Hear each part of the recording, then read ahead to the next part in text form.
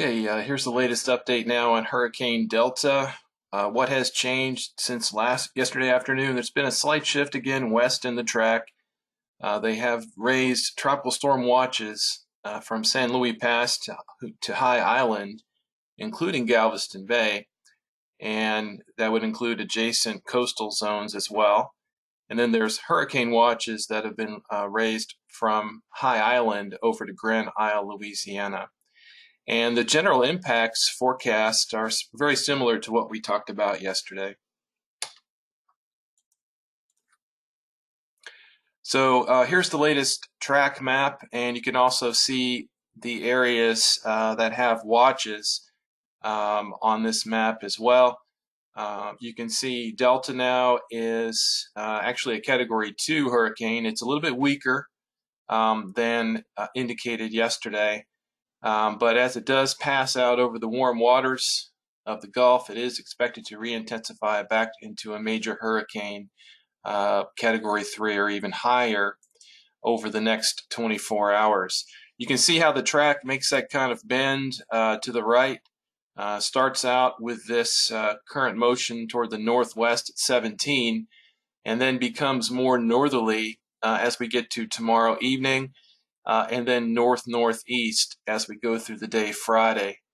Notice the forecast cone does have the upper Texas coast in the cone, and we do have some models, a couple at least, that do bring the center very close to the Texas-Louisiana border where it makes landfall. Another cluster of solutions more toward the center of the cone. So we're still, as we talked about yesterday, not really out of the woods for more severe impacts than we're talking about here. But right now it looks like the potential for tropical storm force winds for our area and some high tides and high surf should be the main impacts. But we will have to just keep monitoring to make sure there's no further shift to the west in the track.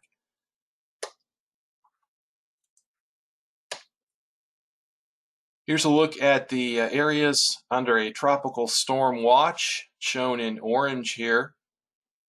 And so you can see the coastal waters there, all the way down, really all of our coastal waters out to 60 nautical miles, and also Galveston Bay. And then the immediate coastal zones adjacent to those areas. So this would include the eastern part and southern part of Galveston County, of course, Galveston Island, Bolivar, Chambers, and Southern Liberty, and Southeast Harris, as well as coastal Brazoria. So that's what we're looking at. Again, this defines the wind hazard, so the potential in these areas of tropical storm force winds. And then in pink, you can see the hurricane watch areas. I should say these are both watches. The hurricane watch in pink picks up at High Island and then farther east. The fact that we have the High Island breakpoint there is sort of in reference to those more left tracking models. Again, so if it were to make a little bit more of a left side of cone track, then we could see hurricane force winds in those zones as well. Quick look at the satellite. You can see it there really coming off the tip of the Yucatan, getting set to reemerge out over the Gulf of Mexico. And again, that's where we expect to see some re-strengthening. Looking at the timing, this is a little bit of a change from yesterday. It's sped up just a tad. Yesterday we were thinking arrival of tropical storm force winds, most likely Friday evening. It's now looking more like Friday morning. Or perhaps even late Thursday night, that we see those tropical storm force winds arrive at the coastline. And we're thinking mainly upper Texas coast, then of course over across Louisiana. You see the tropical storm force wind probabilities are quite high. They've come up since yesterday. The highest still being across Louisiana. But quite high values along the upper Texas coast, even down to the Galveston Bay area, greater than 50% at this point, really for our whole tropical storm watch area. As far as the higher end tropical storm force winds, and we're talking now 58 miles per hour or greater sustained. This would include hurricane force as well, but you can see again the Louisiana coast is highlighted here with the highest probabilities. The upper Texas coast, especially near the border, quite high as well. And then lesser amounts, lesser values, point probabilities as you get further down the coast. So really the Galveston Bay area, for example, and areas surrounding it have a high chance of tropical storm force winds, but relatively low probabilities of high-end tropical storm force, more like 10 to 30 for that area. Hurricane force, again, the highest values really focused more on the Louisiana coast, but still, modest values even into the upper Texas coast. As far as rainfall timing, bottom line is we don't really expect a big rainfall or flood impact from Delta unless the track were to shift west. Similar to what we saw with Laura, most of the rain from this fairly fast-moving hurricane will be near and to the right of the track, we think. And so you can see that play out on this forecast rainfall progression. Really dry conditions, maybe some showery type rains in our area on Thursday. But that swath of heavier rain should be confined closer to the track. Of course, if the track were to shift west, then that could come into play. But right now, we're not seeing this as a big rainfall flood producer for our area. And then this is just more of a close-up look at the total rainfall for Delta, and you can see the band of heavier amounts, 5 to 10 inches across parts of Louisiana, and then dropping off pretty dramatically as you get into Texas. So again, this isn't expected to be a big impact for us. Seas, wave heights, certainly significant. You can see some of these values here actually above 20 feet in that white and purple area.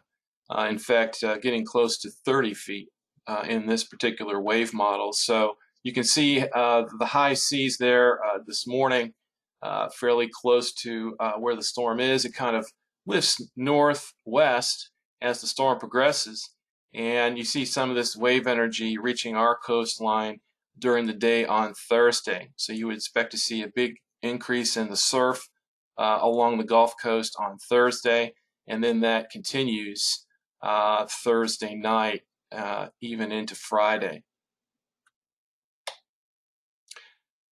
And along with that, we do expect these rising water levels. We did brief this yesterday. What we're looking at here is the tide forecast for Galveston Bay entrance. The red line here is the observed high tide and low tide cycle. So we're running about a foot above normal now. But you can see once we get into, and I've adjusted the times here to be local time. Once we get into Thursday night, certainly, we're looking at a big boost in the water level around time of high tide to be up around 4, maybe even a little bit higher around times of high tide Thursday night and Friday. And the effects of the waves add to this. So, we've had a number of storms this year. It could be similar to Laura in the case that we get this rise in the mean water level up above 4, but we'll have wave action on top of that for the Gulf-facing beaches. So keep that in mind. And again, we expect to see this impact probably in terms of increased surf on Thursday, and then increased tides, especially Thursday night and Friday. And at these levels, when we're looking at 4 feet or a little bit higher, typically we get minor coastal flooding, and with the surf coming in, probably significant beach erosion again. So we've been through this before. It's not too different than what we were looking at with Laura. Freeport, again, Gulf-facing beaches, the same dialogue applies, same timing. some swell coming in during the day Thursday, and probably the highest of the high tides Thursday night into Friday.